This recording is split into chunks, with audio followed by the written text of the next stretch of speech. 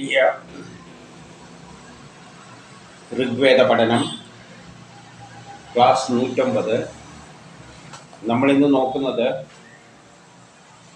മണ്ഡലം 1 അനുവാകം 10 സൂക്തം 51. അതിലെ ദേവത എന്ന് പറയുന്നത് ഇന്ദ്രനാണ്.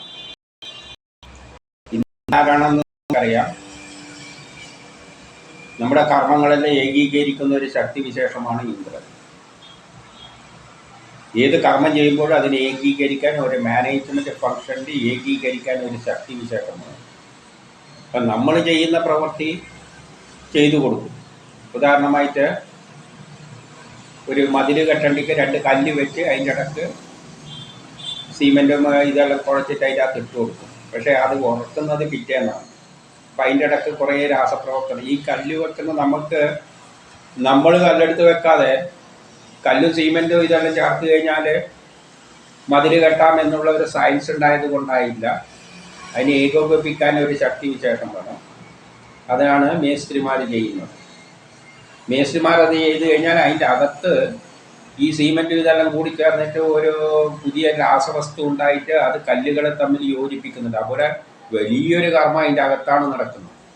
അപ്പം അതിനെ ഏകോപിപ്പിക്കാൻ സയൻസിൻ്റെ അടിസ്ഥാനത്തിൽ തന്നെയാണ് ഒരു ശക്തി വിശേഷം ഡെവലപ്പ് ചെയ്യുന്നത്.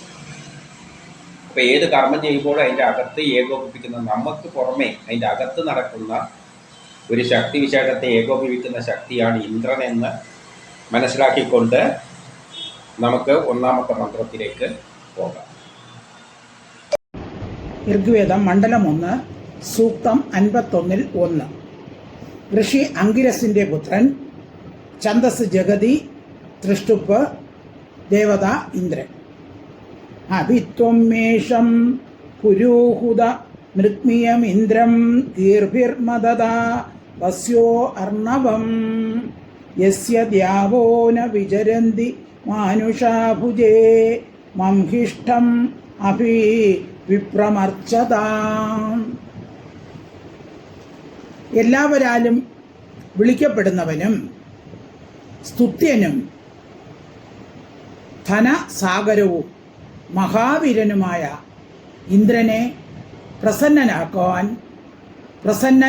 ആക്കുവാൻ മനുഷ്യരോട് പറയുകയാണ്. മനുഷ്യഹിതത്തിനായി ചെയ്യപ്പെട്ട ഇന്ദ്രൻ്റെ കൃത്യങ്ങൾ പ്രസിദ്ധങ്ങളാണ്. അതുകൊണ്ട് ബുദ്ധിപൂർവം അദ്ദേഹത്തെ പൂജിക്കാൻ മനുഷ്യരോട് പറയുന്നു. ഇവിടെ ഇന്ദ്രനെ പറ്റി പറയുകയാണ്. അനേക മനുഷ്യർ ഇദ്ദേഹത്തെ വിളിക്കുകയാണ് കർമ്മം ചെയ്യുമ്പോൾ. അപ്പോൾ എല്ലാവരും കർമ്മം ചെയ്യുമ്പോൾ ഇന്ദ്രൻ അവിടെ എത്തിയിട്ട് അതിനകത്ത് ഏകോപിപ്പിക്കുന്നുണ്ട്. ഉദാഹരണമായിട്ട് ഞാനൊരു സാമ്പാർ ഉണ്ടാക്കുകയാണെങ്കിൽ അതിൽ ഇന്ദ്രൻ വന്നിട്ട് പ്രവർത്തിക്കുമ്പോൾ തന്നെ അടുത്ത വീട്ടിൽ ചിലപ്പോൾ ചോറ് വെക്കുകയായിരിക്കും. അവിടെ അരിയിനെ പാകപ്പെടുത്തിയെടുക്കുന്ന അകത്തുള്ള പ്രവർത്തനങ്ങളെ ഏകോപിപ്പിക്കുന്നു. അങ്ങനെ ശാസ്ത്രലോകത്തിൽ എന്തെല്ലാമോ കർമ്മങ്ങൾ നടക്കുന്നുണ്ട്. അപ്പം അനേകർ ഇന്ദ്രനെ വിളിക്കുകയാണ്. നമ്മൾ ഇന്ദ്രനാണ് എല്ലാം കൊടുക്കുന്നത്. നമ്മൾ മേസ്ത്രിക്ക് കല്ലും സിമെൻറ്റും കൊടുക്കുന്നത് പോലെ ഇന്ദ്രനാണ് നമ്മൾ കൊടുക്കുന്നത്. അപ്പോൾ ഇന്ദ്രൻ അതെല്ലാം ഉപയോഗിച്ചിട്ട് അതിൻ്റെ അകത്തുനിന്ന് ഒരു ശക്തി അപ്പോൾ ഈ ലോകത്തിലെ എല്ലാവരും ഇന്ദ്രനെ വിളിക്കുകയാണ്. കാരണം എന്തിനു വേണ്ടി? ധനം. അതാണ് ധനം നമുക്ക് ഉണ്ടാക്കി തരുന്നത്. ധനത്തിൻ്റെ സ്രോതസ്സാണ്. കാരണം നമ്മൾ നമുക്ക് വേണ്ടി അത് കർമ്മം ചെയ്തു തരുന്നു. നമ്മൾ ആ സാധനം വിറ്റിട്ട്, ചോറാണെങ്കിൽ ഹോട്ടലിൽ വെച്ച് വിറ്റിട്ട് പണം ഉണ്ടാക്കുന്നു. മഹാവീരനുമാണ്. കാരണം എന്തെല്ലാം കർമ്മങ്ങളാണ് നമ്മൾ ഇറച്ചിയെല്ലാം നമുക്കൊന്ന് പതാക്കണ്ടിക്ക് എത്ര പാടുണ്ട്. നേരെ മറിച്ച് അത് വെള്ളവും ചേർത്ത് വേണ്ടിയെല്ലാം ചേർത്തിട്ട് പ്രഷർ കുക്കറിലിട്ടങ്ങ് കൊടുത്തു കഴിഞ്ഞാൽ ഇന്ദ്രനെ എന്താക്കി തരും? നല്ല പദമാക്കി തരും. അപ്പോൾ അത്രയും വീരവാനാണ്. അപ്പോൾ എന്ത് വേണം? നമ്മൾ അങ്ങേരൊക്കെ സ്തുതിക്കുവാൻ യോഗ്യനാണ്. സ്തുതിക്കുക എന്ന് പറഞ്ഞാൽ അദ്ദേഹത്തെ ശാസ്ത്രത്തിൻ്റെ അടിസ്ഥാനത്തിൽ നമ്മൾ അദ്ദേഹത്തിൻ്റെ കഴിവുകളെ ഉപയോഗപ്പെടുത്തുക എന്നാണ് അർത്ഥം. സ്തുതിക്കുക എന്ന് പറഞ്ഞാൽ അദ്ദേഹത്തിൻ്റെ കഴിവുകളെ നമ്മൾ വർണ്ണിക്കുക. അതായത് അദ്ദേഹത്തിൻ്റെ കഴിവെപ്പോഴെങ്ങനെയാണ്? ഇപ്പോൾ ചോറുണ്ടാക്കുന്ന തന്നെ വെറുതെ പാത്രത്തിലിട്ട് മൂടി വെച്ച് കഴിഞ്ഞാൽ ഇന്ദ്രന് കുറേ സമയം എടുക്കും. എന്നാൽ ഇന്ദ്രൻ പറയുന്നു കുറച്ച് പ്രഷറും കൂടിയും കൊടുക്കുകയാണെങ്കിൽ ഞാൻ വേഗത്തിൽ വേവിച്ച് തരാം. അതാണ് ഇന്ദ്രനെ സ്തുതിക്കുക, പുതിയൊരു ശാസ്ത്രം. അങ്ങനെയാണ് പ്രഷർ കുക്കറിലൂടെ ചെയ്യുന്നത്. അങ്ങനെ സ്തുതിച്ചുകൊണ്ട് ഇന്ദ്രനെ പ്രസന്നനാക്കണം. അദ്ദേഹത്തിൻ്റെ ജോലി എളുപ്പത്തിലാകുന്ന തരത്തിലുള്ള ശാസ്ത്രത്തെ ഉപയോഗിച്ച് കഴിഞ്ഞാൽ അദ്ദേഹം സന്തോഷമാവും, എളുപ്പത്തിൽ നല്ല ഭംഗിയായിട്ട് ചെയ്തു തരും. മനുഷ്യൻ്റെ നന്മയ്ക്ക് വേണ്ടി അതെന്തെല്ലോ കൃത്യങ്ങൾ ചെയ്തിട്ടുണ്ട്, അതെല്ലാം പ്രസിദ്ധങ്ങളാണ്. ലോകത്തിൽ എന്തെല്ലാം കർമ്മങ്ങൾ നടന്നിട്ടുണ്ടോ അതിലെല്ലാം പിന്നിൽ ഇന്ദ്രനുണ്ട്. നമ്മൾ റോക്കറ്റ് വിടുന്നതിൻ്റെ പിന്നിലും ഇന്ദ്രനാണുള്ളത്. അപ്പോൾ അദ്ദേഹമാണ് ആ റോക്കറ്റിനെ മുകളിലേക്ക് എത്തിക്കുന്നത്, അല്ലാതെ നമ്മൾ പോയിട്ട് തള്ളുന്നൊന്നുമില്ല. നമ്മൾ മൂട്ടിൽ കുറച്ച് ഇന്ധനവും വെച്ചുകൊണ്ട് മൂട്ട് തീ കൊടുക്കും. ബാക്കിയുള്ള അതിനകത്തുള്ള കർമ്മങ്ങൾ പൊന്തിക്കാനുള്ള പ്രേരണകളും എല്ലാം ചെയ്യുന്നത് ഇന്ദ്രനാണ്. അത് സയൻസിൻ്റെ അടിസ്ഥാനത്തിലാണ്. അപ്പോൾ അദ്ദേഹത്തിൻ്റെ പ്രശസ്തി, മനുഷ്യഹിതത്തിനായി അദ്ദേഹം ചെയ്യുന്ന പ്രവൃത്തികൾ എന്താണ്, വളരെ പ്രസിദ്ധങ്ങളാണ്. അതുകൊണ്ട് നമ്മൾ അദ്ദേഹത്തെ ബുദ്ധിപൂർവ്വം പൂജിക്കുക, ബുദ്ധി ഉപയോഗിച്ചിട്ട് പൂജിക്കണം. കാരണം ശാസ്ത്രത്തിൻ്റെ അടിസ്ഥാനത്തിൽ ഇന്ദ്രനെ സമീപിക്കണം. എന്ത് കർമ്മങ്ങളും ശാസ്ത്രത്തിൻ്റെ അടിസ്ഥാനത്തിലാണ് ചെയ്യുന്നതെങ്കിൽ അതിൻ്റെ അകത്തുനിന്ന് ഇന്ദ്രൻ അത് ഭംഗിയായിട്ട് എളുപ്പത്തിൽ ലാഭകരമായിട്ട് ശരിയാക്കി തരും. ഇനി രണ്ടാമത്തെ മന്ത്രം, ഋഗ്വേദ മണ്ഡലം 1 സൂക്തം 51-2. അഭിമവന്യൻ സ്വഭിഷ്ടി ഉദയോന്തരീക്ഷപ്രാം തവിഷീഭിരാവൃതം ഇന്ദ്രം ഭക്ഷാസൈർഭവോ മതച്യുതം ശതക്രതും ജവനീ സുനിർദാരുഹ. സഹായം നൽകുന്നവനും കർമ്മകുശലനും ഋഭുക്കളാൽ പൂജ്യനും അത്യന്ത ശക്തനുമായ ഇന്ദ്രനെ സ്തുതിക്കുന്നവരുടെ വാക്ക് ബഹുകർമാവായ ഇന്ദ്രനെ ഉത്സാഹവാൻ ആക്കുന്നു. ഇവിടെ സഹായം, നമുക്ക് എന്ത് സഹായം വേണ്ടിക്കും അത് ചെയ്തു തരും. നമ്മൾ എന്തെങ്കിലും ഒരു കർമ്മം, എനിക്കൊന്ന് ഈ ചോറ് പദം വരുത്തിത്താന്ന് പറഞ്ഞു കഴിഞ്ഞാൽ ഇന്ദ്രൻ ചെയ്തു തരും. അതിനുള്ള കർമ്മ കുശലത അതിനുണ്ട്, അതിനുള്ള സാമർഥ്യവും അദ്ദേഹത്തിനുണ്ട്. ഋഭുക്കളെല്ലാം പൂജിക്കുന്നവരാണ്, അധിക ശക്തിയുള്ളവനാണ് ഇന്ദ്രൻ. കാരണം എന്തിനെയും അത് ശക്തി. ഒരു പർവ്വതത്തിൻ്റെ കുറച്ച് ഭാഗം പൊടിക്കടിക്കിൽ ഇന്ദ്രനെ വിട്ട് കൊടുത്താൽ മതി. വല്ല വെടിമരുന്നും വെച്ചിട്ട് അടിയിൽ തീ കൊടുത്തു കഴിഞ്ഞാൽ ഇന്ദ്രപ്പനെ അതിനെല്ലാം പൊട്ടിച്ച് തെറിപ്പിച്ച് തരും. ശക്തനുമാണ്. അദ്ദേഹത്തെ സ്തുതിക്കുന്നവർ, അതായത് ശാസ്ത്രത്തിൻ്റെ സഹായത്താൽ അദ്ദേഹത്തിൻ്റെ കഴിവുകൾ മനസ്സിലാക്കിയിട്ട് അതിനെ പ്രയോഗിക്കുകയാണെങ്കിൽ ഇന്ദ്രൻ്റെ ഉത്സാഹം കൂടുമെന്ന് പറയുകയാണ്. അപ്പം ശാസ്ത്രത്തിൻ്റെ സഹായത്താൽ നമ്മൾ ഇന്ദ്രനെ ഒരു വർക്ക് ചെയ്യുകയാണെങ്കിൽ ഇന്ദ്രൻ വളരെ ഉത്സാഹിച്ചിട്ട് അത് കാര്യം സാധിപ്പിച്ചു തരും. അല്ല ശാസ്ത്രത്തിൻ്റെ അടിസ്ഥാനത്തിലല്ലെങ്കിൽ ഇന്ദ്രനൊന്നും ചെയ്യാൻ പറ്റില്ല. ഇപ്പം നമ്മൾ അടുപ്പിൽ ചോറ് വെക്കാൻ വേണ്ടിയിട്ട് തന്നെ ശാസ്ത്രത്തിൻ്റെ അടിസ്ഥാനം നല്ല ഉണങ്ങിയ കൊമ്പ് വെച്ച് കഴിഞ്ഞാൽ വേഗം കത്തിയിട്ട് തിളച്ചു തരും. ആ ശാസ്ത്രത്തിൻ്റെ അടിസ്ഥാനത്തിലല്ലാതെ പച്ചക്കൊമ്പ് എടുത്തിട്ട് അടുപ്പത്ത് വെച്ച് ഊതിക്കൊണ്ടിരുന്നു കഴിഞ്ഞാൽ നമുക്കും ഒരു കാര്യം നടക്കും, നമ്മളെ പരിപാടിയും നടക്കില്ല, ഇന്ദ്രനും ഒരു ചുക്കും ചെയ്യാൻ പറ്റില്ല. അവിടെ നിന്ന് പുകഞ്ഞ് കളിക്കുന്നത് ഇന്ദ്രനെ ചെയ്യാനാണ്. അപ്പം ശാസ്ത്രത്തിൻ്റെ അടിസ്ഥാനത്തിൽ ചെയ്യുകയാണെങ്കിൽ ഇന്ദ്രൻ ഉത്സാഹവാനായിട്ട് അത് ചെയ്തു തരും. ഇനി മൂന്നാമത്തെ ഋഗ്വേദ മണ്ഡലം 1 സൂക്തം 51-3. ത്വം ഗോത്രം അങ്കിരോഭ്യോ വൃണോർ അബോധാത്രയേ ശതദുരേഷു ഗാതുവിത് സസേന ചിത്വിമദായാവഹോ വസ്വാജവദ്രീം വാവസാനസ്യ നർത്തയൻ. നിങ്ങൾ അങ്കിരസും അത്രയും നിമിത്തമായി ഗോസമൂഹത്തെ കൊണ്ടുവന്നു. സ്തോതാവായ വിമതനു വേണ്ടി വജ്രായുധത്താൽ അന്നയുക്തമായ ധനം നൽകി അവനെ രക്ഷിച്ചു. 3 പറയുകയാണ്, നിങ്ങൾ അങ്കിരസും അത്രിയും നിമിത്തമായി ഗോസമൂഹത്തെ കൊണ്ടുവന്നു. അത്രിയെല്ലാം അങ്കീരസുകൾ എന്ന് പറയുന്നത് കണങ്ങളാണ്. ആ കണങ്ങളിലൂടെയാണ് ഗോക്കൾ ഉണ്ടായത്. ഗോക്കൾ എന്ന് പറയുമ്പോൾ ഇലക്ട്രോൺ ആണെന്ന് ഞാൻ മണ്ടേ പറഞ്ഞു. വേദങ്ങളിൽ വരുമ്പോൾ ഇലക്ട്രോൺ ആണ്. അങ്കീരസുകൾ എന്ന് പറഞ്ഞാൽ അങ്കീരസുകളാണ് ഗോക്കളായി തീർന്നത്, ഇലക്ട്രോണുകളായിട്ട് തീർന്നത്. അതാണ് ഊർജമായി മാറുന്നത്. അത്രിയെ ഊർജവുമായിട്ട് ബന്ധിപ്പിച്ചിട്ടാണ് പറയുന്നത് അത്രി മഹർഷി. അപ്പം അത്രി മഹർഷിയും അങ്കീരസും കൂടിയിട്ടാണ് ഗോക്കളെ കൊണ്ടുവന്നത് എന്ന് പറഞ്ഞാൽ ഇലക്ട്രോണുകളെ കൊണ്ടുവന്നത്. ഇലക്ട്രോൺ എവിടെയാണുള്ളത്? കത്തുന്നിടത്ത് ഇലക്ട്രോണുണ്ട്. ഇലക്ട്രോണിൻ്റെ പ്രവർത്തനം കൊണ്ടാണ് ചൂടുണ്ടാകുന്നതും വെളിച്ചം ഉണ്ടാകുന്നതും വൈദ്യുതി ഉണ്ടാകുന്നതല്ല. അപ്പം അങ്കീരസുകൾ എന്ന കണങ്ങളൊക്കെയാണ് ഇലക്ട്രോണുകൾ ഉണ്ടായിരിക്കുന്നത്. അപ്പോൾ ഇവരെല്ലാം കൂടിയിട്ടാണ് ഗോസമൂഹത്തെ ഇലക്ട്രോണുകളെ കൊണ്ടുവന്നത്. സ്തോതാവായ വിമതനു വേണ്ടി വജ്രായുധത്താൽ അന്നയുക്തമായ ധനം നൽകി. വിമതനു വേണ്ടി, വിമതൻ എന്ന വേറൊരു കഥാപാത്രത്തിലൂടെ ചില കാര്യങ്ങൾ പറയുന്നുണ്ട്. അത് വേറെ കഥയിൽ വിമതൻ്റെ കഥ പറയുന്നിടത്ത് ധനം, അദ്ദേഹം എന്ത് കർമ്മം ചെയ്തിട്ടാണോ ധനം നേടിയത് എന്ന കാര്യം അവിടെ പറയും. അങ്ങനെ ഇവിടെ പല പരാമർശങ്ങളും വരുന്നുണ്ട്. ഇതെല്ലാം ഒരു കഥയിലൂടെ, ഇതെല്ലാം പിന്നത്തെ കഥ വരുന്നിടത്താണ് അതിനെ വ്യാഖ്യാനിക്കുക. ഓരോ കഥകളും പല വിഷയങ്ങളെയാണ് കൈകാര്യം ചെയ്യുക. ഇപ്പം വൃത്രനെ പറ്റി നമ്മൾ സംസാരിച്ചപ്പോൾ ഇന്ദ്രൻ്റെ ഓപ്പോസിറ്റ് ആക്ഷനും റിയാക്ഷനാണ് നല്ല ഒരു കഥയിലൂടെ നമ്മൾ മനസ്സിലാക്കിയിട്ടുണ്ട്. അതുപോലെ ഈ വേദങ്ങൾ എന്ന് പറഞ്ഞാൽ എല്ലാ സയൻസും അറിയുന്ന ശാസ്ത്രമാണ്.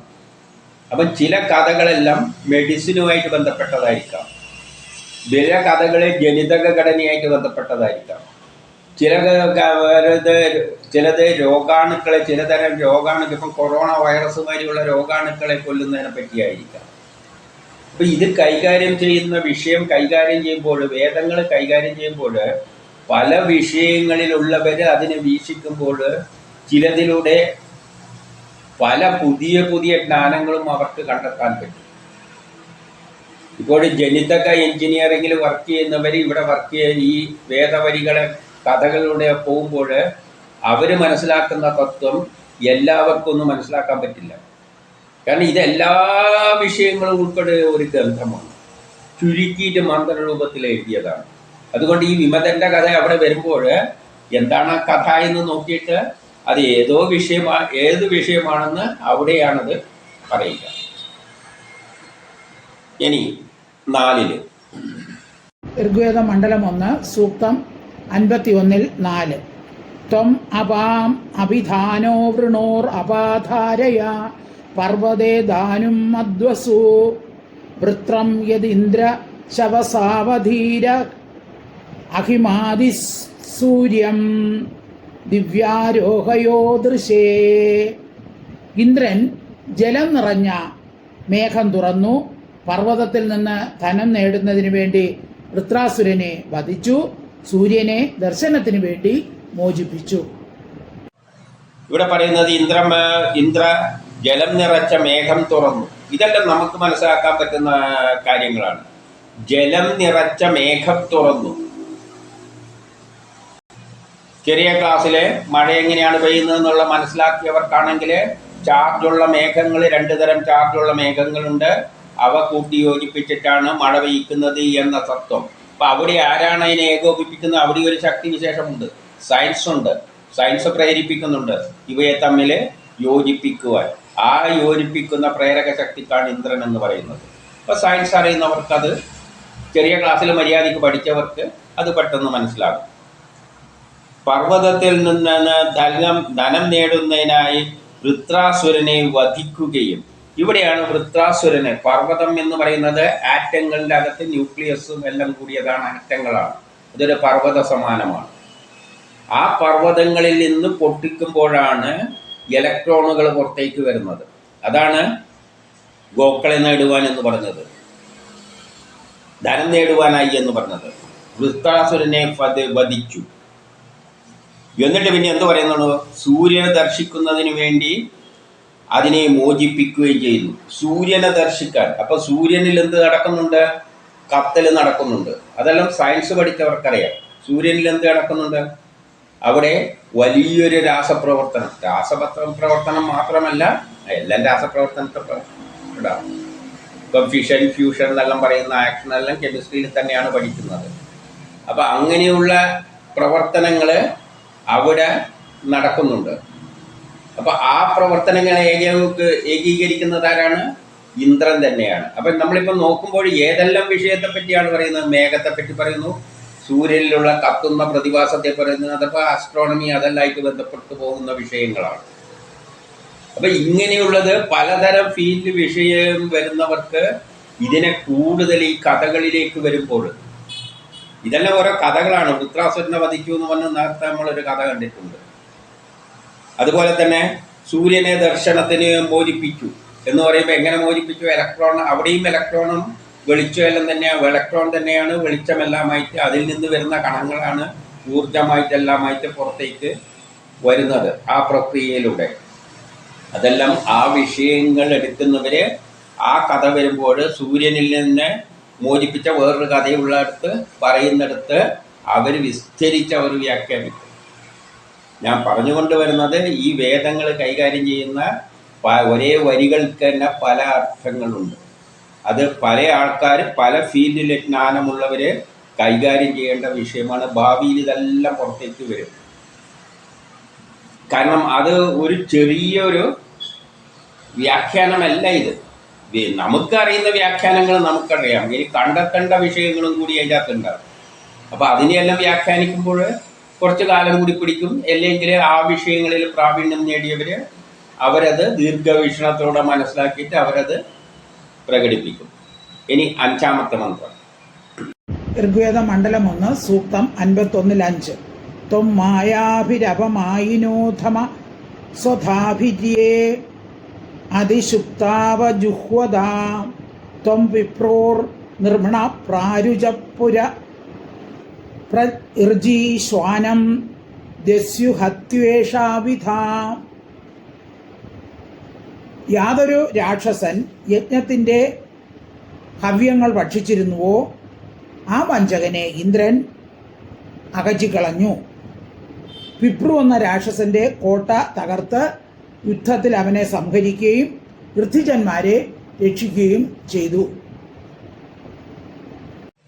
ഇവിടെ എന്താണ് പറയുന്നതെന്ന് വെച്ചാൽ, ഏതൊരു രാക്ഷസൻ യജ്ഞത്തിന് ഹവ്യദ്രവ്യങ്ങൾ നമ്മൾ കൊടുത്തിരുന്നുവോ ആ രാക്ഷസന് വഞ്ചകനെ നീ അകറ്റി നിർത്തി.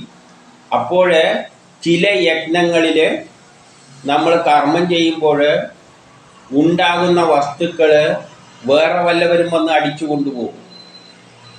അപ്പം അതിനെ നമ്മൾ സംരക്ഷിക്കാൻ വേണ്ടിയിട്ട് ഇന്ദ്രൻ്റെ സഹായം സ്വീകരിക്കണം. ഉദാഹരണമായിട്ട് ചെറിയ സാധാരണക്കാരന് മനസ്സിലാകുന്ന കാര്യത്തിലാണ്, ഇത് രാസപ്രവർത്തനങ്ങളിലെല്ലാം ഉള്ള കാര്യങ്ങളാണ്. ചിലതിനെ അപ്പം മാറ്റേണ്ടി വരും രാസപ്രവർത്തനത്തിൽ. ഇല്ലേ അത് വേറെ ഒന്നായിട്ട് മാറ്റിക്കളയും, വേറെ വസ്തു കയറിയിട്ട് അതിനെ മാറ്റിക്കളയും. അപ്പോൾ ഉണ്ടാകുന്ന വസ്തുവിനെ അപ്പം തന്നെ എടുത്ത് മാറ്റിക്കൊള്ളണം. അങ്ങനെയുള്ള രാസപ്രവർത്തനങ്ങളുണ്ട്. ഒരു പ്രൊഡക്ഷൻ നടക്കുമ്പോൾ ചില വസ്തുക്കൾ കൂടിച്ചേർന്നിട്ട് ഉണ്ടാകുന്നതിനെ പെട്ടെന്ന് എടുത്ത് മാറ്റിയില്ലെങ്കിൽ അത് വേറെ ഒന്നുമായിട്ട് വേറെ രാക്ഷസം വന്നിട്ട് അതിനെ വേറെ മാറ്റിക്കളയും. സാധാരണക്കാരന് മനസ്സിലാക്കാനാണെങ്കിൽ ഒരു കാര്യം പറയാം, നമ്മൾ ചെടിക്ക് വളമിട്ട് എടുത്തു കഴിഞ്ഞാൽ വേറൊരു രാക്ഷം വന്ന് പുല്ല് വന്നിട്ട് അതിനെ തിന്ന് കളയും. അപ്പം പുല്ലിനെ കളയാൻ വേണ്ടിയിട്ട് നമ്മൾ പോയിട്ട് പുല്ല് പറിക്കണം. പുല്ല് പറിക്കുമ്പോഴും അതിൻ്റെ വേരുന്ന് ഇളകുന്ന മണ്ണുമായിട്ടുള്ള ഒരു ബന്ധമുണ്ട്. അതെല്ലാം പൊട്ടിക്കുന്ന ഒരു കർമ്മമാണ്. അവിടെ ആരാണ് ആക്ട് ചെയ്യുന്നത്? ഇന്ദ്രനാണ് ആക്ട് ചെയ്യുന്നത്. അല്ലെങ്കിൽ നമ്മൾ രാസവസ്തുക്കൾ ഒഴിച്ചു കൊടുക്കുക ആ പുല്ല് കരിയാൻ വേണ്ടിയിട്ട്. അപ്പോൾ അവിടെയെല്ലാം ഇന്ദ്രനാണ് അതിൻ്റെ അകത്ത് രാസപ്രവർത്തനത്തിൽ പങ്കെടുക്കുന്നത്. ഇത് പക്ഷേ ചില കർമ്മങ്ങൾ ചെയ്യുമ്പോൾ നമ്മൾ അതിൽ നിന്നുണ്ടാകുന്ന നമ്മളെ ശരീരത്തിൽ തന്നെ ഭക്ഷണം ദഹിക്കുമ്പോൾ ചില പാചക ഭക്ഷണം കഴിച്ചാൽ ഉള്ളിൽ ചില പ്രവൃത്തികൾ നടക്കുമ്പോൾ വേണ്ടാതെ വേസ്റ്റ് ഉണ്ടാവും. അപ്പം അതിനെ എടുത്തിട്ട് ശരീരത്തിൽ നിന്ന് മാറ്റിക്കൊള്ളണം. അല്ലെങ്കിൽ ആ വേസ്റ്റ് കയറിയിട്ട് നാളെ വേറെ പ്രശ്നങ്ങൾ ഉണ്ടാക്കും. അതാണ് ഞാൻ പറഞ്ഞത്, എത്രയോ തരത്തിൽ വ്യാഖ്യാനിക്കേണ്ട വരികളാണ് ഓരോന്നും. നീ വിപ്രു എന്ന രാക്ഷസന്റെ കോട്ട തകർത്ത് യുദ്ധത്തിൽ അവനെ സംഹരിച്ചു. വിപ്രു എന്ന രാക്ഷസനെ, അപ്പം വേറൊരു കഥയിൽ വിപ്രു എന്ന രാക്ഷസനെ കൊല്ലുന്ന ഒരു കഥ വേറൊരു തീയിൽ പറഞ്ഞു വെച്ചിട്ടുണ്ട്. അതിവിടെ പറയാതെ അന്ന് കൊന്നു എന്ന് പറയുമ്പോൾ ഈ കഥ എവിടെയാണ് വരേണ്ടത്? പുരാണ കഥകളിലൂടെയാണ് പറഞ്ഞിരിക്കുക. ഇവിടെ ഒരു വരിയെ പറയും. അത് വേദങ്ങൾ വേദം മാത്രം പഠിച്ചുകൊണ്ട് പഠിക്കാൻ പറ്റില്ല. ഈ വിപ്രു എന്ന രാക്ഷസന്റെ കോട്ട എവിടെയാണ് തകർത്തത് എന്നത് വേറെ പുരാണ കഥകളിലേക്ക് പോകണം. അവിടെ ഒരു വലിയ കഥ എഴുതി വെച്ചിട്ടുണ്ടാവും. ആ കഥയിലൂടെയാണ് എന്ത് വിഷയത്തെ പറ്റിയാണ് അവിടെ വ്യാഖ്യാനിക്കുന്നത് എന്ന് മനസ്സിലാവുകയുള്ളൂ. ആ മനസ്സിലാക്കിയിട്ട് വേണം നമ്മളിവിടെ വേദത്തിലേക്ക് വരാൻ. അപ്പം വേദം പഠിക്കുന്നതിനെക്കാട്ടി മുമ്പിൽ ആദ്യം പുരാണ കഥകൾ മര്യാദയ്ക്ക് പഠിക്കണം. കാരണം അവിടെയാണ് ഈ ചോട്ട കാര്യങ്ങളെല്ലാം വിസ്തരിച്ച് പറഞ്ഞിട്ടുള്ളത്. എന്നിട്ട് ഋത്വിജന്മാരെ രക്ഷിച്ചു എന്ന് പറയണം. അപ്പം അത് ആ കഥ വരുന്നിടത്ത് നമുക്കതിലേക്ക് കടക്കാം. എന്താണ് വിഷയമെന്നെല്ലാം അവിടെ നോക്കാം. ഇനി 6-ാമത്തേത് ഋഗ്വേദ മണ്ഡലം 1 സൂക്തം 51-6. ത്വം കുത്സം ശുഷ്ണ ഹതേഷു ആവിധാർ അന്ധയോ തിഥിഗ്വായ ശംബരം മഹാന്തം ചിദർബുദം നിക്രമീ പദാ സനാദേവ ദസ്യുഹത്യായ ജന്യഷേ. ഇന്ദ്രൻ ശുഷ്ണനോട് യുദ്ധം ചെയ്ത് കുത്സനെ രക്ഷിച്ചു. ശംബരനെ അതിദിഗ്വനാൽ പരാജിതനാക്കി. അർബുദാസുരനെ പാദങ്ങളാൽ ചവിട്ടിയരച്ചു. രാക്ഷസന്മാരെ നശിപ്പിക്കുന്നതിനാണ് ഇന്ദ്രൻ ഉദ്ഭവിച്ചിരിക്കുന്നത്. ഇനി ഇവിടെ വേറൊരു കഥ പറയുകയാണ്. നീ ശുഷ്ണനോട് യുദ്ധം ചെയ്ത് കുത്സനെ രക്ഷിച്ചു. ഇപ്പൊ ശുഷ്ണനോട് യുദ്ധം ചെയ്ത് കുത്സനെ രക്ഷിച്ചു എന്ന് പറയുമ്പോൾ എന്തിനു വേണ്ടി യുദ്ധം ചെയ്തു, എന്നിട്ട് എങ്ങനെയാണ് രക്ഷിച്ചത് എന്ന കഥയെല്ലാം വേറൊരു പുരാണ കഥയിൽ പറഞ്ഞിരിക്കും. അവിടെയാണ് അതിനെ വ്യാഖ്യാനിക്കുക. അപ്പൊ ഇവിടെ ഇവിടെ പറയുന്നത് എന്താണ്? ഏത് കർമ്മം നടക്കുന്നുണ്ടെങ്കിലും അവിടെ ഇന്ദ്രനാണ് ആക്ട് ചെയ്യുന്നത്. എങ്ങനെ പല തരത്തിലുള്ള ഈ കഥകളെല്ലാം വേറെ പലതരം വിഷയങ്ങളായിരിക്കും. ചിലപ്പോൾ കുത്സന്റെ കോട്ട തകർത്ത് ശുഷ്ണനോട് യുദ്ധം ചെയ്ത് കുത്സനെ രക്ഷിച്ചു എന്ന് പറയുന്നിടത്ത് ശുഷ്ണൻ എന്ന് പറയുന്നത് വേണമെങ്കിൽ എന്താകാം? നമ്മുടെ ശരീരത്തിലുള്ള ജനിതക ഘടനയിൽ ജനിതക രോഗാണുക്കളെ അവയുടെ ജനിതക ഘടനയെ തകർത്തിട്ട് വേറൊന്നാക്കുന്ന തരത്തിലുള്ള കഥയുമാകാം. ഞാൻ ഉദാഹരണ സഹിതം പറയുകയാണ്. ഇങ്ങനെ ഏതാണെന്നറിയണ്ടെങ്കിൽ ആ കഥ മനസ്സിലാക്കിയാലേ പറ്റുള്ളൂ. ഒരു ഉദാഹരണ സഹിതം പറഞ്ഞു തന്നെയാണ്. അപ്പോൾ ആ കഥയിലേക്ക് വരുന്നിടത്ത് നമുക്കതിനെപ്പറ്റി പറയാം. എന്നിട്ട് അർബുദാസനെ പാദത്തിൽ ചവിട്ടി അരച്ചു. അർബുദാസനെ പാദത്തിൽ ചവിട്ടി അരച്ചു. അതെല്ലാം ഏതിൽ വരുന്നതാണ്? ഒരു കഥയുടെ ഭാഗമാണ്. അപ്പം അവിടെ പോയാലേ എന്താണ് അവിടെ ഉദ്ദേശിച്ചത് എന്ന് പറയുകയുള്ളൂ. അതെവിടെയാണുള്ളത്? പുരാണ കഥകളിലാണ് ഉള്ളത്. അപ്പോൾ അവിടെ എന്ത് കർമ്മം നടക്കുന്നുണ്ടെങ്കിലും അവിടെ ഇന്ദ്രനാണ്. അതെല്ലാം ഒരു വലിയ കഥയായിരിക്കും, ചെറിയ കഥകളായിരിക്കില്ല. അപ്പോൾ അത് ഇവിടെ പറയാൻ നോക്കിക്കഴിഞ്ഞാൽ പിന്നെ വേദം ഇവിടെ നിൽക്കും. അപ്പോൾ അതാദ്യം പഠിച്ചിട്ട് വേണം ഇങ്ങോട്ടേക്ക് വരാൻ. പക്ഷെ ഇവിടെ നമുക്കൊന്നേ മനസ്സിലാകേണ്ടത്, എന്ത് കർമ്മം, ഇവിടെ പ്രശ്നമൊന്നുമില്ല. എന്ത് കർമ്മങ്ങൾ നടത്തുന്നുണ്ടെങ്കിലും ആ എന്തുണ്ട്? ഇന്ദ്രൻ അവിടെ ഉണ്ട്. ഇന്ദ്രനാണ് ചെയ്യുന്നത്. നീ രാക്ഷസന്മാരെ നശിപ്പിക്കുന്നതിനായി ഉത്ഭവിച്ചിരിക്കുന്നു. അതായത് എന്ത് കർമ്മങ്ങൾ ചെയ്യുമ്പോഴും അതിനെ തടസ്സങ്ങൾ സൃഷ്ടിക്കുന്നവരെ നശിപ്പിക്കുകയാണ് ഇന്ദ്രന്റെ ജോലി. ഇനി 7-ാമത്തത് ഋഗ്വേദം മണ്ഡലം 1 സൂക്തം 51-7. ത്വേ വിശ്വാദവിഷീ സത്യുയുക്ഷിത തവരാധ സോമപീതായ ഹർഷദേ തവ വജ്രച്ചിഗിതേ ബാഹോർഹിതോ പൃച്ഛാ ശത്രോരവ വിശ്വാനി വൃഷ്ണ്വാ. ഇന്ദ്രൻ സകല ശക്തികളാലും പൂർണ്ണനാണ്. സോമപാനം ചെയ്തത് കാരണം ഹർഷത്തോടു കൂടിയവനായി കരങ്ങൾ വജ്രായുധം ഏന്തി ആഗതനായിരിക്കുന്നു. വജ്രായുധത്താൽ തന്നെ ശത്രുക്കളുടെ എല്ലാ ശക്തികളെയും നശിപ്പിക്കുകയും ചെയ്യുന്നു. ഇവിടെ പറയാണ് ഇന്ദ്രൻ എല്ലാ ശക്തികളും തികഞ്ഞവനാണ്. കാരണം അവന് സയൻസിന്റെ അടിസ്ഥാനത്തിൽ നമ്മൾ വേണ്ട സാധനങ്ങൾ കൊടുത്തു കഴിഞ്ഞാൽ അവൻ ആ കാര്യം സാധിപ്പിച്ചു തരും. ഉദാഹരണമായിട്ട് ഒരു പാറ നമുക്ക് പൊട്ടിക്കുക എന്ന് വെച്ചാൽ പ്രയാസമുള്ള കാര്യമാണ്. എന്നാൽ ഒരു കുഴി ഉണ്ടാക്കി അതിനകത്ത് വെടിമരുന്ന് വിട്ട് തീയും കൊടുത്തു കഴിഞ്ഞാൽ ഇന്ദ്രൻ അവിടെ തീയുടെ സഹായത്താൽ ആ വെടിമരുന്നിൽ ചെറിയ പ്രവർത്തനങ്ങൾ ഓക്സിഡേഷനെല്ലാം നടക്കും. അപ്പോൾ അതിൽ നിന്ന് ഹൈ ഊർജം പുറത്തേക്ക് വരും. ആ ഊർജം പാറയെല്ലാം പൊട്ടിച്ച് തെറിപ്പിക്കും. അപ്പോൾ ആ കർമ്മത്തിൽ മേസ്ത്രി പണിയെടുക്കുന്ന അല്ലെങ്കിൽ ഒരു സൂപ്പർവൈസർ പണിയെടുക്കുന്ന ഏകോപിപ്പിക്കുന്ന ശക്തിയാണ് ഇന്ദ്രൻ. അപ്പോൾ അവൻ്റെ ശക്തി എന്താണ്? അപ്പോൾ എന്തും അവൻ പൂർണ്ണമാക്കും. പക്ഷെ സയൻസിൻ്റെ അടിസ്ഥാനത്തിൽ ആ സയൻസിൽ നിന്നുള്ള പ്രേരക ശക്തിയാണ് അവിടെ ആക്ട് ചെയ്യുന്നത്. അതാണ് ഇന്ദ്രൻ. സോമം പാനം ചെയ്തിട്ടാണ് അത് ചെയ്യുന്നത്. ആ സോമം നമ്മൾ കൊടുക്കുന്ന വെടിമരുന്നും നമ്മൾ കൊടുക്കുന്ന തീനിയും ഇന്ദ്രനെടുത്തിട്ട് അതിനെ കൺവേർട്ട് ചെയ്തിട്ട് ഓക്സിഡേഷൻ നടന്നിട്ട് പുതിയ വാതകങ്ങളായിട്ട് മാറിയിട്ട് ഊർജം പുറത്തേക്ക് വരും. ആ ഊർജമാണ്.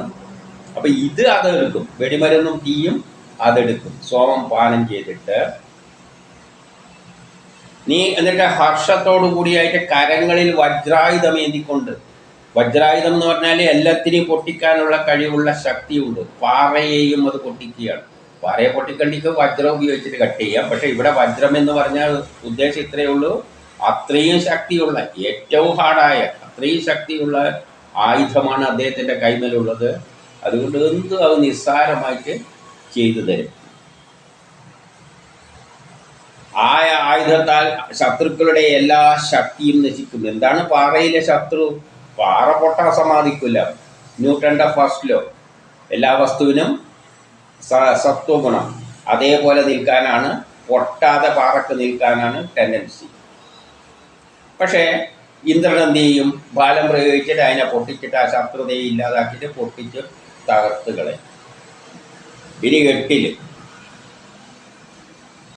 ഋഗ്വേദ മണ്ഡലം 1 സൂക്തം 51-8 വിജാനീഹ്വായ് യാനേച്ച ദസ്യവേ ബർഹിഷ്മദേരന്ധയാ ശാസത വ്രതാൻ ശാഖീഭവ യജമാനസ്യ ചോദിതാം വിശ്വേഥാ തേ സതമാദേഷു ചാകനാം.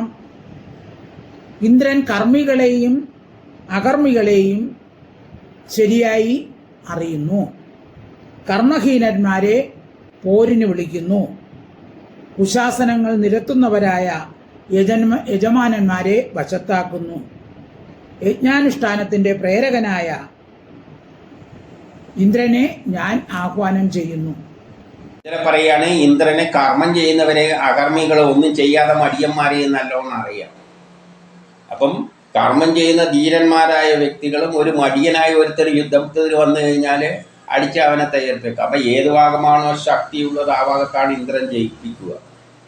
അപ്പോൾ അവന് കർമ്മത്തിൻ്റെയും അകർമ്മിയെയും കർമ്മം ചെയ്യാത്തവനെയും നല്ലവണ്ണം അറിയാമെന്ന് പറഞ്ഞാൽ, നേരത്തെ പാറ പൊളിക്കുമ്പോഴും കല്ലിൻ്റെ ഉദ്ദേശം എന്താണ്? കല്ലിലെ അസുരൻ്റെ സ്വഭാവം എന്താണ്? ആ പാറ പൊട്ടണ്ട, അങ്ങനെ തന്നെ നിന്നാൽ മതി എന്നാണ്.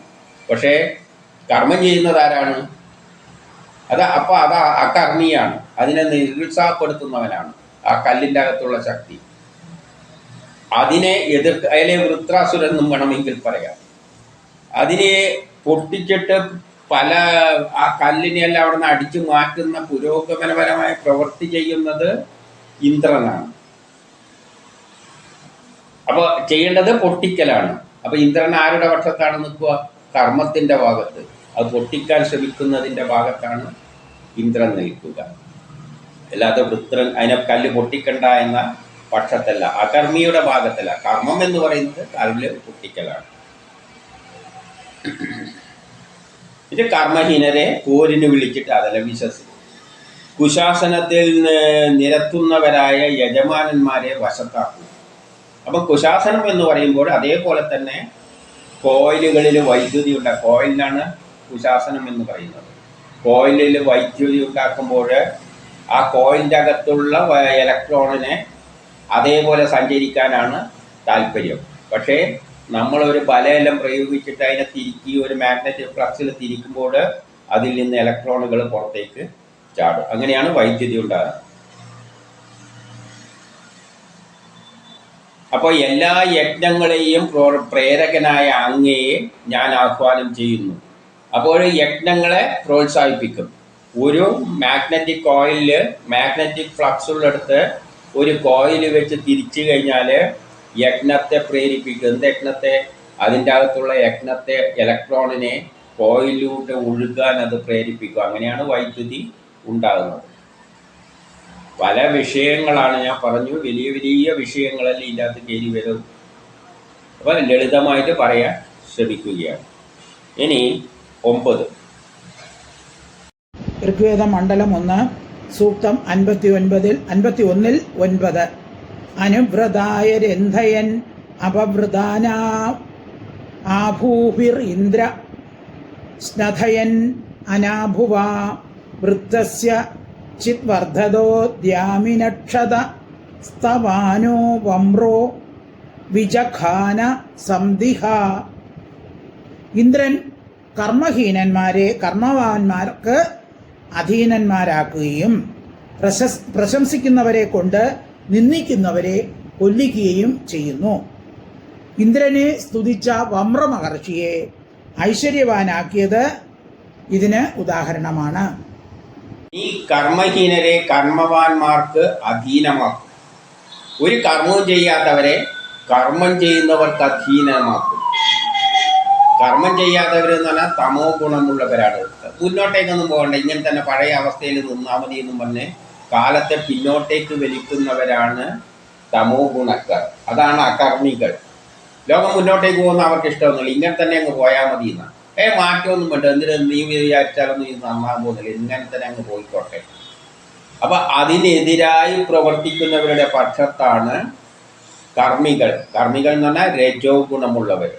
അവരെന്ത് ചെയ്യും? അതുപോലെ ഈ ലോകത്തെ മുന്നോട്ടേക്ക് നയിക്കണം. അവരുടെ പക്ഷത്താണ് ഇന്ദ്രൻ നിന്നിട്ട് ഇവരെ കീഴടക്കും. അപ്പം പുരോഗതിയിലേക്ക് ലോകം പോകുമ്പോൾ പിന്നോട്ടേക്ക് വലിക്കുന്നവരെ ഇന്നല്ലെങ്കിൽ നാളെ അവർക്ക് കീഴടങ്ങേണ്ടി വരും. അതാണ് ഇവിടെ പറഞ്ഞത്. നിന്ദിക്കുന്നവരെ കൊല്ലിക്കുകയും ചെയ്യും, അതിനെ പരിഹസിക്കുന്നവരെ നാളെ കൊല്ലിക്കുകയും ചെയ്യും ഇന്ദ്രൻ. അപ്പം പുരോഗതിക്ക് വേണ്ടിയിട്ട് പ്രവർത്തിക്കുന്നവരെ നിന്ദിക്കുന്നവരെ നീ വിചാരിച്ചാലൊന്നും ഇത് നന്നാവൊന്നുമില്ല, അതുകൊണ്ട് നീ കണ്ടില്ല എന്ന് വെച്ചുപോട്ടെ, ഇങ്ങനെ അങ്ങ് പോയിക്കോട്ടെ എന്ന് പറയുന്നവരെ നാളെ കൊല്ലിക്കുക തന്നെ ചെയ്യും.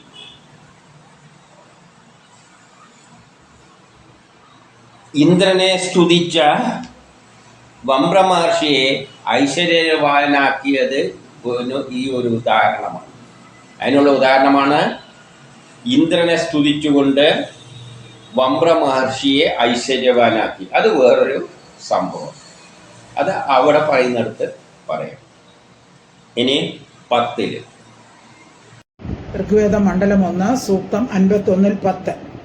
തക്ഷദ്യത്ത ഉശനാസഹസ സഹോ വിരോധസീമജ്മനാ ബാധദേശവ ആത്വാവാദസ്യ നൃണോ മനോയുജ ആപൂര്യമാണം അവഹനമിശ്രവാം.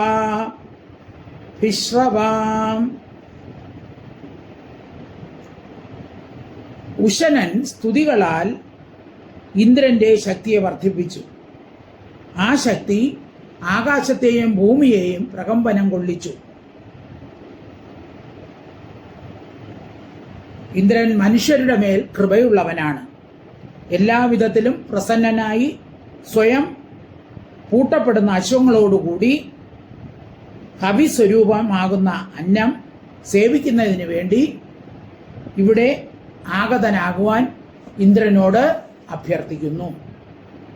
ഉശനന്റെ സ്തുതികളാല് അദ്ദേഹം എന്ത് ചെയ്തു? ഈ ഇന്ദ്രന്റെ ശക്തി വർദ്ധിച്ചിട്ട് അത് ആകാശത്തെയും ഭൂമിയെയും പ്രകമ്പനം കൊള്ളിച്ചു എന്നുള്ളൊരു കഥ പറയുകയാണ്. ആകാശം ഭൂമിയെല്ലാം പ്രകമ്പനം കൊണ്ടു ഉശനൻ ഇന്ദ്രന്റെ ശക്തി വർദ്ധിപ്പിച്ചിട്ട്. ആ ഒരു കഥ വേറെടുത്ത് പറയും, അവിടെ അതിനെപ്പറ്റി നമുക്ക് കാണാം. ഇവിടെ ഒന്ന് മനസ്സിലാക്കുക, വേദങ്ങളെ, ഋഗ്വേദം എന്ന് പറയുന്ന പ്രത്യേകിച്ച് വേദങ്ങൾ പല വിഷയങ്ങളാണ് പറയുന്നത്. ഇന്ദ്രൻ ഏതെല്ലാം കാര്യത്തിൽ എവിടെയെല്ലാം ഇൻവോൾവ് ആകുന്നുണ്ട് അതിൻ്റെ എല്ലാം കാര്യം എടുത്ത് ഇവിടെ പറയും. അപ്പോൾ പല വിഷയങ്ങൾ അറിയുന്നവരാണ് കൈകാര്യം ചെയ്യേണ്ടത്, കൈകാര്യം ചെയ്യണം. ഓരോ വാക്കും അവരുടേതായ വിഷയങ്ങൾ കൈകാര്യം ചെയ്യണം. കാരണം ഈ വേദങ്ങൾ എഴുതിയതും വേദവ്യാസനല്ല, 7 ഋഷി കുലങ്ങളാണ് എഴുതിയത്. ഓരോ കുലത്തിലും എത്രയോ പേരുണ്ട്. ഇവരെല്ലാം കൂടി പല വിഷയങ്ങൾ എഴുതിയതാണ്. വേദവ്യാസൻ ഇതിനെല്ലാം ഏകോപിപ്പിച്ചിട്ടേ ഉള്ളൂ. അപ്പോൾ അത്രയും പലതരം വിഷയങ്ങളിൽ പ്രാവീണ്യം നൽകിയ വിഷയങ്ങളാണ് ഇതിൻ്റെ അകത്തുള്ളത്. അപ്പോൾ എല്ലാ വിഷയങ്ങളും അറിയുന്നവർ ഇതിൻ്റെ അകത്തേക്ക് ഇറങ്ങി തിരിച്ചു കഴിഞ്ഞാൽ നാളെ ലോകത്തിലെ അത്ഭുതങ്ങൾ, പല ശാസ്ത്ര രഹസ്യങ്ങളും ഇതിലൂടെ പുറത്തേക്ക് വരും. അതുകൊണ്ടാണ് ഓരോ കഥകളും ഓരോ വിഷയങ്ങളിലേക്ക് പോകും. അത് പക്ഷെ പഠിക്കണ്ടെങ്കിലും വേദം മാത്രം പഠിച്ചാൽ പോരാ, ആദ്യം പുരാണങ്ങൾ മുഴുവൻ പഠിച്ച കഥകൾ ബൈഹാർട്ടാക്കണം. എന്നിട്ട് വേണം വേദത്തിൽ. അല്ലെങ്കിൽ ഇവിടെ എത്തിക്കഴിഞ്ഞാൽ ഇതെന്താ പറയുന്നത്, ഇതിനെപ്പറ്റിയാണ് പറയുന്നതെന്നൊരു പിടിയും കിട്ടില്ല. അതുകൊണ്ട് അദ്ദേഹം മനുഷ്യരുടെ മേലെ കൃപയുള്ളവനാണ്. എല്ലാവിധത്തിലും അദ്ദേഹം ചെയ്യും പ്രസന്നനായാൽ അദ്ദേഹം അശ്വങ്ങളോടുകൂടി, അശ്വങ്ങൾ എന്ന് പറയുമ്പോൾ നമ്മൾ പറഞ്ഞല്ലോ കുതിരയേറ്റെടുക്കരുത്, കുതിരശക്തിയോടുകൂടി അദ്ദേഹത്തെ പ്രേരിപ്പിച്ചാൽ അദ്ദേഹം ബലവാനായിട്ട് വരും. എന്നിട്ട് ആകാശഭൂമികളെ എല്ലാം പ്രകമ്പനം കൊള്ളിക്കാൻ അദ്ദേഹത്തിന് പറ്റും. എന്നിട്ട് എന്ത് ചെയ്യും, അന്നം നമുക്ക് ഹവിസ് സ്വീകരിച്ചിട്ട് നമുക്ക് അന്നം പ്രദാനം ചെയ്യും. ഇനി 11-ാമത്തെ ഋഗ്വേദം മണ്ഡലം 1 സൂക്തം 51-11. മന്ദിഷ്ട യദുശനേ കാവ്യേ സജാമിന്ദ്രോ വങ്കുവം കുതരാധി തിഷ്ടതി ഉഗ്രോ യയും നിരവസ്രോതസ സൃജദ്വി ശുഷ്ണസ്യ ദ്രംഹിത ഐരയത് പുരാ. ഉശനന്റെ സ്തുതികളാൽ സന്തുഷ്ടനായി തീർന്ന ഇന്ദ്രൻ വേഗമേറിയ കുതിരയുടെ മേൽ ആരൂഢനായി മേഘങ്ങളിൽ നിന്ന് പ്രവാഹരൂപമായ ജലത്തെ മോചിപ്പിക്കുകയും ശുഷ്ണന്റെ ദുർഗത്തെ നശിപ്പിക്കുകയും ചെയ്തു. അപ്പോൾ ഇവിടെ നേരത്തെ പറഞ്ഞതിൻ്റെ കുറച്ചും കൂടി വിസ്തരിച്ച് പറയുന്നുണ്ട് എന്താണ് വിഷ്ണയം എന്ന്. ഉശനന്റെ സ്തുതികളാൽ സന്തുഷ്ടനായിത്തീർന്ന ഇന്ദ്രൻ, ഉശനന്റെ സ്തുതികളാൽ സന്തുഷ്ടനായിത്തീർന്ന ഇന്ദ്രൻ. അപ്പം നേരത്തെ ഒരു ഉശനനെ പറ്റി പറഞ്ഞു, അതിനെയാണ് ഇവിടെ കുറച്ച് വിസ്തരിച്ച് പറയുന്നത്. എന്ത് ചെയ്തു, വേഗമേറിയ അശ്വങ്ങളിൽ ബലമുപയോഗിച്ചുകൊണ്ട് മേഘങ്ങളിൽ നിന്നും പ്രവാഹരൂപമായ ജലത്തെ മോചിപ്പിക്കുകയും, അപ്പം മേഘത്തിലുള്ള ജലത്തെ മോചിപ്പിച്ചു. അപ്പം ഇത് ഏത് വിഷയമാണ്? സാമവേദത്തിൽ കൃത്രിമമായിട്ട് മഴ പെയ്യിപ്പിക്കുന്ന കാര്യത്തെ പറ്റിയാണ് ഇവിടെ പറയുന്നത്.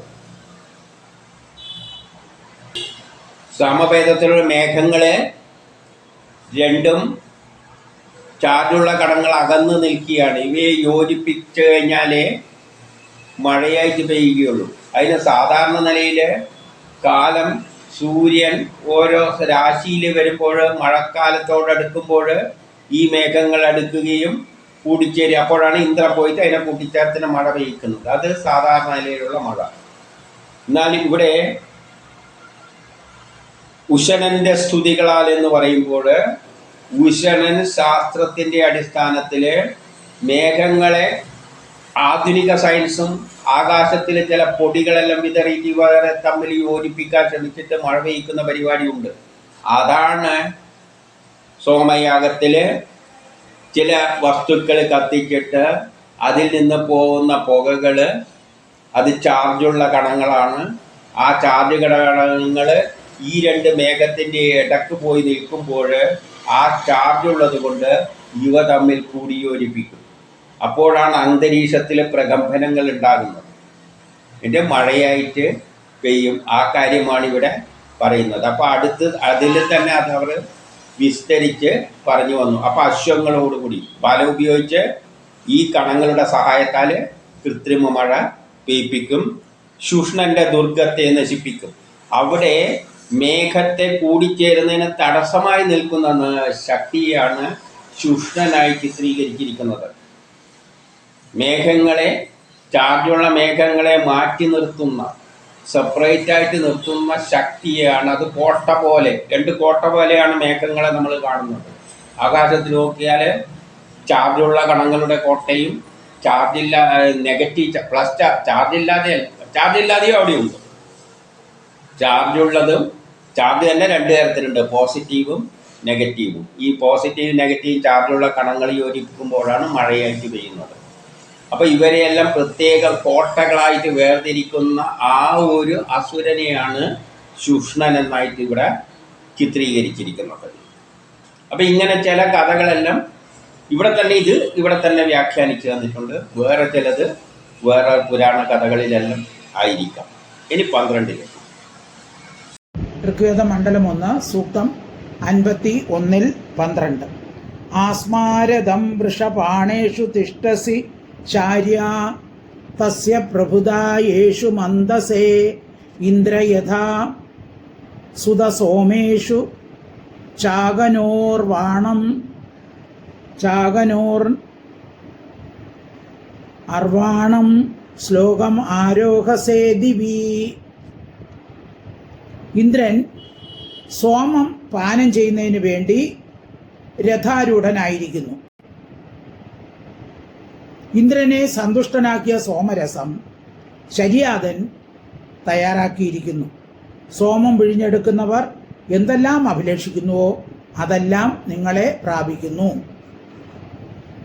നമ്മൾ കൊടുക്കുന്ന സോമം പാനം ചെയ്യാനായിട്ട് ഇന്ദ്രൻ രഥത്തിൽ ആരൂഢനായിട്ട് വരും. നമ്മൾ നേരത്തെ കൃത്രിമ മഴ പെയ്യുകയാണെങ്കിൽ അടിയിൽ നിന്നും കത്തിച്ചിട്ടെല്ലാം ചാർജുള്ള കണങ്ങളെ മുകളിലേക്ക് വിടും. അപ്പോൾ ഇവിടെ കത്തിക്കുന്നിടത്ത് ഇന്ദ്രനുണ്ട്. ഇന്ദ്രൻ തന്നെയാണ് അതിനെയെല്ലാം വേർപെടുത്തിയിട്ട് ചാർജുള്ള കണങ്ങളായിട്ട് സെപ്പറേറ്റ് ചെയ്ത് മുകളിലോട്ടേക്ക് കൊണ്ടുവരുന്നത്. അവിടെ എത്തിക്കഴിഞ്ഞാൽ ഇന്ദ്രൻ എന്ത് ചെയ്യും? രഥത്തിൽ അവിടെ എത്തും. കാരണം രഥം ഉണ്ടെങ്കിലേ നടക്കുള്ളൂ. എല്ലായിടത്തും ഒരേ ഇന്ദ്രനാണ് ചെല്ലേണ്ടത്. അപ്പം ഭയങ്കരത്തെ രഥത്തിൽ സഞ്ചരിച്ചിട്ട് അവിടെ എന്താവും? ഈ സോമം പാനം ചെയ്യാനായിട്ട് അവിടെ വരും. എന്നിട്ട് സോമം പാനം ചെയ്ത് സന്തുഷ്ടനാകും. അതിന് തയ്യാറായി നിൽക്കും പാനം ചെയ്യാൻ. നമ്മൾ കൊടുക്കുന്ന ഇവിടെ നിന്ന് അയക്കുന്ന ചാർജുള്ള കണങ്ങൾ അവിടെ ചാർജുള്ള മേഘങ്ങളുടെ ഇടയിൽ കൊണ്ടുപോയിട്ട് പിന്നെ അവൻ ബലം പ്രയോഗിച്ചിട്ട് അവരെ തമ്മിൽ അടുപ്പിച്ചിട്ട് കൂട്ടി യോജിപ്പിച്ചിട്ട് മഴയായിട്ട് പെയ്യിപ്പിക്കും. അങ്ങനെ എല്ലാ രാസപ്രവർത്തനം, നമ്മൾ എന്ത് രാസപ്രവർത്തനം ചെയ്യുകയാണെങ്കിലും നമ്മൾ കൊടുക്കുന്ന സോമം അതെടുക്കും. ചോറ് വയ്ക്കുകയാണെങ്കിൽ അരിയും വെള്ളവും അത് തിന്നും. എന്നിട്ട് നമുക്ക് അഗ്നിയുടെ സഹായത്താൽ അതിനെ ഉണ്ടാക്കി മാറ്റിത്തരും. ചോറായിട്ട് അരിയിനെ ചോറാക്കി മാറ്റിത്തരും. എന്തെല്ലാം നമ്മൾ ആഗ്രഹിക്കുന്നു അതെല്ലാം നമുക്ക് സ്ഥാപിച്ച് തരണേ എന്ന് പറയുകയാണ്. നമ്മൾ എന്താണ് ആഗ്രഹിക്കുന്നത്? ചോറ് വേണം, ആഗ്രഹിപ്പിച്ച് തരും. സാമ്പാർ ഉണ്ടാക്കണം, ആഗ്രഹം സാധിപ്പിച്ച് തരും. റോക്കറ്റിനെ ഉയർത്തണം, സാധിപ്പിച്ച് തരും. എന്തൊക്കെ ഇലക്ട്രോണിക്സ് ഉപകരണങ്ങൾ, ചിപ്പ് ഉണ്ടാക്കണം, സാധിപ്പിച്ച് തരും. നമ്മുടെ ആഗ്രഹങ്ങളെല്ലാം സാധിപ്പിച്ച് തരും. നമ്മൾ അതിന് വേണ്ട സാധനങ്ങളും സയൻസും എല്ലാം സംഘടിപ്പിച്ച് കൊടുത്താൽ മതി. ഇനി 13 ഋഗ്വേദ മണ്ഡലം 1 സൂക്തം 51-13. അതത അർപ്പാം മഹദേ വജസ്യവേ കക്ഷീവദേ വൃജയാം ഇന്ദ്രസുന്വദേ മേനാഭവോ വൃഷ്ണശ്വസ്യ സുക്രദോ വിശ്വേതാദേ സവനേഷു പ്രവാച്യാം. ഇന്ദ്രനെ സ്തുതിച്ചിരിക്കുന്ന രാജാ കുക്ഷിവാന് വൃജയ എന്നു പേരുള്ള പത്നിയെ ദാനം ചെയ്തു. ഇന്ദ്രൻ സൽക്കർമാവായ വൃഷണശ്വ രാജാവിന് വേണ്ടി വാണീരൂപം സ്വീകരിച്ചു. ഇക്കാര്യം ശരിയായ രീതിയിൽ പറയണമേ. ഇവിടെ സ്തുതിച്ചിരുന്ന രാജാ കുക്ഷിവാന് വൃജയ എന്നുള്ള പേരുള്ള പത്നിയെ ദാനം ചെയ്തു. അപ്പൊ ഇവിടെ ഇത് കുക്ഷിവാനും വൃജത എന്ന് പറയുന്നത് ചാർജുള്ള കണങ്ങളായിട്ട് എടുക്കാം. അല്ലാതെ മനുഷ്യരെ പോലെ ഭാര്യ ഭർത്താവുമായിട്ട് എടുക്കേണ്ടതില്ല. കാരണം അതിൻ്റെ ശേഷം എന്താണ് പറയുന്നത്? നീ സൽക്കർമാവായ വൃഷണാശ്വര രാജാവിന് വേണ്ടി വാണീരൂപം സ്വീകരിച്ചു. ഇത് ശരിയായ രീതിയിൽ പറയണേ എന്ന് പറയുകയാണ്. വാണി എന്ന് പറയുന്നത് ശബ്ദമാണ്. അപ്പം ഇലക്ട്രിക്കൽ പോസിറ്റീവ് നെഗറ്റീവ് ചാർജാണ് രാജാവും ഭാര്യയായിട്ട് ചിത്രീകരിച്ചിരിക്കുന്നത്. ഒന്ന് പ്ലസ് ഒന്ന് മൈനസ് ചാർജ് ഉള്ളതിൽ നിന്നും വാണീരൂപം പുറത്തേക്ക് വരുന്നു. ഒരു ബാറ്ററിയിൽ നിന്നും പ്ലസും മൈനസും ഉണ്ട്, രണ്ട് ചാർജുകൾ ഉണ്ടായി. അപ്പം ഭാര്യയും ഭർത്താവിനെ സ്തുതിച്ചപ്പോൾ സ്തുതി ശാസ്ത്രത്തിൻ്റെ അടിസ്ഥാനത്തിൽ ചാർജുകൾ ഡെവലപ്പായി.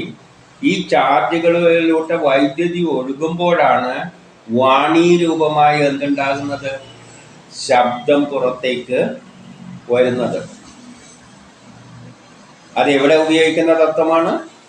ശബ്ദങ്ങൾ പുറത്തേക്ക് വരും, തരംഗരൂപത്തിലുള്ള ശബ്ദങ്ങൾ പുറത്തേക്ക് വരും. അപ്പം സൗണ്ട് സിസ്റ്റത്തിലെല്ലാം വരുന്ന തത്വങ്ങളെ പറ്റിയാണ് ഇവിടെയുള്ള പരാമർശം. പക്ഷേ എല്ലാം മന്ത്രരൂപത്തിലായതുകൊണ്ട് വളരെ ചുരുക്കി പറഞ്ഞു തന്നേ ഉള്ളൂ. നമുക്കറിയാലോ, മൈക്കിൽ ബാറ്ററിയിലൂടെ വൈദ്യുതി കടക്കുമ്പോൾ അതിനെയാണ് ശബ്ദ തരംഗങ്ങളായിട്ട് മാറ്റുന്നത്. ഇനിയോ, ഇക്കാര്യം ശരിയായ രീതിയിൽ പറഞ്ഞു കൊടുക്കണേ എന്ന് പറയുകയാണ്. ശരിയായ രീതിയിൽ പറഞ്ഞു കൊടുക്കണേ എന്ന് പറഞ്ഞാൽ ഇങ്ങനെ ചെറിയതായിട്ട് പറഞ്ഞാലൊന്നും കാര്യം മനസ്സിലാവില്ല. ഇതിനെ വിസ്തരിച്ച് ആ പ്രവർത്തനങ്ങളെല്ലാം വിവരിച്ചു കൊടുക്കണേ എന്ന് പറയുകയാണ്. എങ്ങനെ ചാർജിൽ നിന്നും വൈദ്യുതിയിൽ നിന്നും ശബ്ദ തരംഗങ്ങളെ പ്രൊഡ്യൂസ് ചെയ്യാമെന്നുള്ള കാര്യം വിസ്തരിച്ച് പറഞ്ഞു കൊടുക്കണേ എന്നാണ് ഇവിടെ പറഞ്ഞു വരുന്നത്. ഇതിൻ്റെ എല്ലാം പിന്നിൽ പ്രവർത്തിക്കുന്ന ശക്തിവിശേഷം ഇന്ദ്രനാണ്. ഇനി 14. ഋഗ്വേദം മണ്ഡലം 1 സൂക്തം 51-14.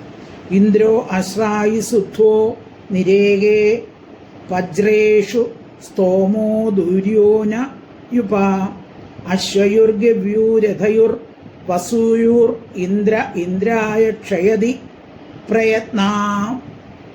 അങ്കിരസ് വംശീയരുടെ സ്തോത്രരൂപമാകുന്ന കുഴികളിൽ നാട്ടപ്പെട്ട സ്തംഭത്തിന് സമാനം സ്ഥിരനായ ഇന്ദ്രൻ ഉത്തമമായ കർമാനുഷ്ഠാനങ്ങൾക്ക് അശ്വങ്ങൾ, രഥങ്ങൾ, ഗോക്കൾ എന്നിവയും അതുപോലെ അവരിഷ്ടപ്പെടുന്ന മറ്റ് ഐശ്വര്യങ്ങളും നൽകുന്നു. അംഗീരസുകളുടെ വംശജരുടെ സ്തോത്ര രൂപമാകുന്ന കുഴികളിൽ നാട്ടപ്പെട്ട സ്തംഭത്തിന് തുല്യമായ ഇന്ദ്രൻ. ഇപ്പം അംഗീരസുകൾ ഞാൻ പറഞ്ഞ ആദ്യം പ്രപഞ്ചത്തിലുണ്ടായത് കുറേ ചെറിയ കണങ്ങളാണ്. നമ്മളിപ്പോൾ ഈതർ കണങ്ങൾ എന്നെല്ലാം പറയുന്ന ടൈപ്പിലുള്ള ആദ്യമുണ്ടായ കണത്തിനാണ് തരംഗത്തിൽ ഊർജം കണമായി മാറുന്നത്. അതിനാണ് അംഗീരസുകൾ എന്ന് പറയുന്നത്. ആ അംഗീരസുകളിൽ നാട്ടപ്പെട്ട തൂണ് കണക്കേ ഉള്ള ഇന്ദ്രൻ. അപ്പം ഇന്ദ്രൻ അവിടെ പ്രേരിപ്പിച്ചിട്ട് ഉത്തമമായ കർമാനുഷ്ഠാനങ്ങൾ നടത്തിയിട്ട് എന്ത് ചെയ്തു? അശ്വങ്ങൾ ഉണ്ടാക്കി, ഊർജം ബലങ്ങൾ പുറത്തേക്ക് വന്നു, രഥങ്ങൾ ചലിക്കുന്ന ചലനമുണ്ടായി, ഗോക്കൾ ഇലക്ട്രോണുകൾ ഉണ്ടായി. അപ്പം അംഗീരസുകളിൽ നിന്ന് ഇന്ദ്രൻ ആക്ട് ചെയ്തുകൊണ്ട് അതിനെ ഇലക്ട്രോണുകളാക്കി മാറ്റി. ഇലക്ട്രോണുകളാക്കി മാറ്റുമ്പോൾ അതിൽ നിന്ന് ഊർജം അധികം വരുന്ന ഊർജം പുറത്തേക്ക് പ്രവഹിക്കാനും തുടങ്ങി. അംഗീരസുകൾ കണങ്ങളാകുമ്പോൾ അതിൻ്റെ കൂടെ ഊർജവും പുറത്തേക്ക് വന്നു. എന്നിട്ട് അതിലൂടെ അവരിഷ്ടപ്പെടുന്ന ഐശ്വര്യങ്ങളെല്ലാം നേടിക്കൊടുത്തു. ആ ഇലക്ട്രോണുകളാണ് പിന്നീട് അതേപോലെ പ്രോട്ടോണുകളാവുകയും അവയെല്ലാം കൂടി ചേർന്നിട്ടാണ് ആറ്റങ്ങളാവുകയും മറ്റ് വസ്തുക്കളാവുകയും പിന്നെ ഈ പ്രപഞ്ചം മുഴുവനായിട്ട് വേണ്ടുന്ന എന്തെല്ലാം വസ്തുക്കൾ ഈ പ്രപഞ്ചത്തിൽ വേണോ അതെല്ലാം ഉണ്ടായി. ഈ പ്രപഞ്ച സൃഷ്ടി അടക്കം നടക്കുകയും ചെയ്തു. അതിൻ്റെ എല്ലാം പിന്നിൽ പ്രവർത്തിച്ച ശക്തിവിശേഷമാണ് ഇന്ദ്രൻ.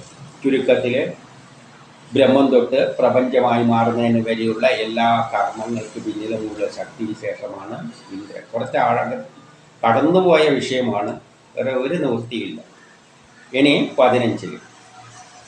ഋഗ്വേദ മണ്ഡലം 1 സൂക്തം 51-15. ഇദം നമോ വൃഷഭായ സ്വരാജേ സത്യസുഷ്മായ തപസേ വാജി അസ്മിൻ ഇന്ദ്രവ്രജനേ സർവവീരാസ്മത് സുരഭിസ്തവ ശർമ്മൻ ശ്യാമ.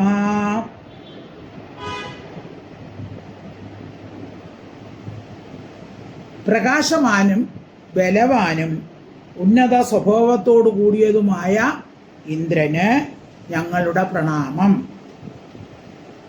ഈ യുദ്ധത്തിൽ ഞങ്ങളുടെ എല്ലാ സൈന്യങ്ങളോടും കൂടി ഞങ്ങൾ അങ്ങയെ ശരണം പ്രാപിക്കുന്നു.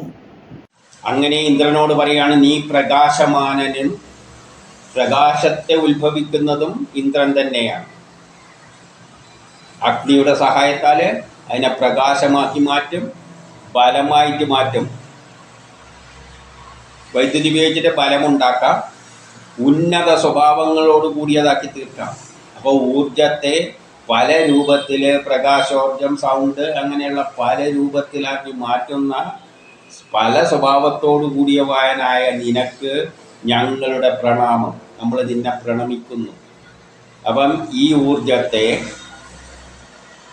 പ്രകാശമായിട്ടും ബലമായിട്ടും എന്തെല്ലാം തരത്തിൽ ഗുണങ്ങളോട് കൂടിയ വസ്തുക്കൾ എന്തെല്ലാം ഉണ്ടാക്കണോ അതെല്ലാമായി മാറ്റുന്നതിന് പിന്നിൽ പ്രവർത്തിച്ച ഇന്ദ്രൻക്ക് നമ്മുടെ പ്രണാമം.